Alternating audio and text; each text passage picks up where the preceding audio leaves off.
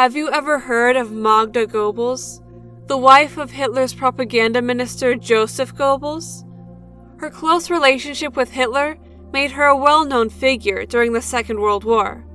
But what led her to make a decision that shocked even Hitler himself? In this video, we'll explore the story of Magda Goebbels and how she justified her ultimate act of loyalty to Hitler by making a decision that many would consider the most heinous act of all. Stay tuned to find out more about the most justified execution of Hitler's most loyal companion. Magda Goebbels was a woman known to have had a close relationship with Adolf Hitler. She was the wife of Joseph Goebbels, who served as Hitler's minister of propaganda. Hitler even offered the couple marriage counseling, despite the scandal that ensued as a result of Joseph's many extramarital affairs. However, the manner in which Magda chose to end her life came as a surprise to many people.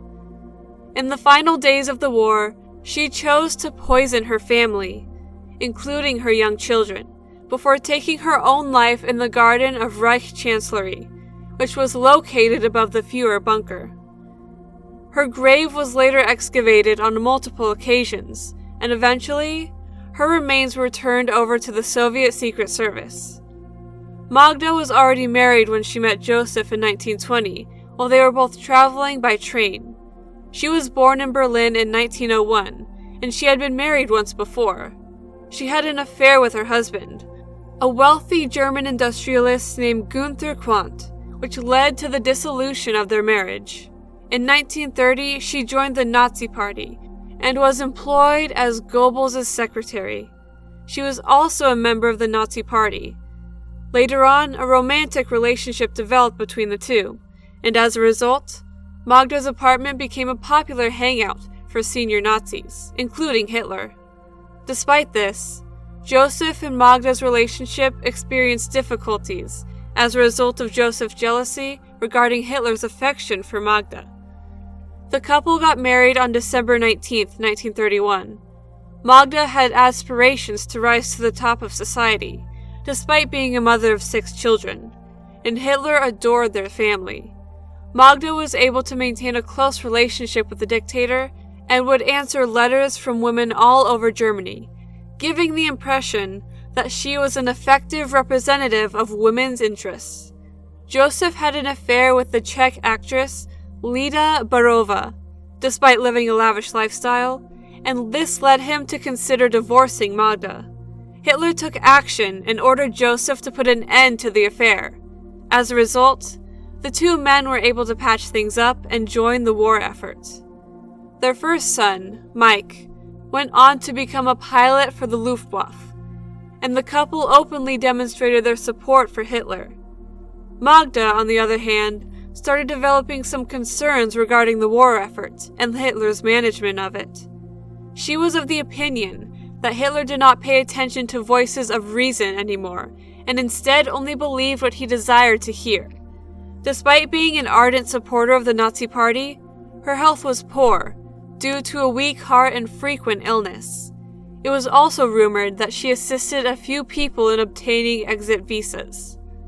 On April of 1945, as the Second World War was drawing to a close, the Soviet Union encircled Berlin, and it appeared as though Germany would be defeated in the war. Despite the fact that many of Hitler's supporters fled the country, the Goebbels family did not desert him because they believed that his life without him was not worth living. They relocated to Hitler's underground headquarters, which was connected to the war bunker. Magda sent a letter to her son Harold, who was held captive in North Africa, in which she expressed her love and concern for him. By the time the war was over, Magda had developed neurasthenia and had become clinically depressed. Magda Goebbels revealed to her son Harold in a letter that she and her children had been holed up in the Führer bunker for the past 6 days with the intention of giving their lives a dignified conclusion in support of their National Socialist ideals. The letter was written to Harold. Magda revealed that she stayed in the bunker against the wishes of her husband, and that even Hitler tried to assist her in escaping from the facility. Despite the havoc that it had wreaked on their world, she reiterated her unwavering dedication to their cause. Magda came to the conclusion that her children were too good for the life that would exist after the fall of National Socialism, and as a result, she made the decision to end their lives. She gave credit to her children for giving her the fortitude to carry out this final act of loyalty to Hitler, praising them as wonderful and brave, despite the fact that they were facing terrifying circumstances. It is revealed in a separate account that after Hitler's death, Magda and her husband Joseph Goebbels made the decision to kill their own children, even rejecting offers to have them taken away from them. Joseph Goebbels was Hitler's propaganda minister. Morphine and cyanide were allegedly the lethal substances that were injected into the children, and there are allegations that Magda herself administered the fatal dose. This choice was made to avoid the possibility of the children being taken by the Soviets and being labeled as the offspring of war criminals if they were found there. Due to the fact that no one else was permitted inside the bunker, it is believed that Magda came down to the bunker on purpose in order to carry out this heinous act. Magda Goebbels, who appeared to be in a state of shock, was present at Hitler's funeral 2 hours after the children had been murdered. Later that day, she and her husband Joseph Goebbels committed suicide in the garden of Reich Chancellery, close to where Hitler's ashes had been burned earlier in the day. There is a lack of clarity surrounding the specifics of their suicide. According to one version of the story, the two of them ingested cyanide and then an adjutant shot them in the head to make sure they were both dead. According to a different version of events, which was relayed by Goebbels' adjutant, Gunther Schwergerman, Magda and Joseph walked ahead of him up the stairs and into the garden, where he waited until he heard gunshots, before finding their bodies and ordering an NKVD officer to shoot them multiple times. After their deaths, the bodies of Magda and Joseph Goebbels were dismembered, partly set on fire, and abandoned without burial. On May 2, 1945, Soviet forces discovered the remains.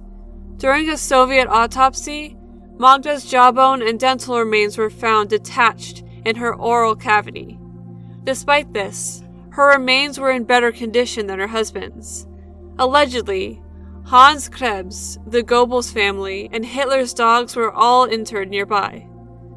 According to a report compiled by the NKVD, a strong odor of bitter almonds, indicative of cyanide, was found in the mouths of the deceased.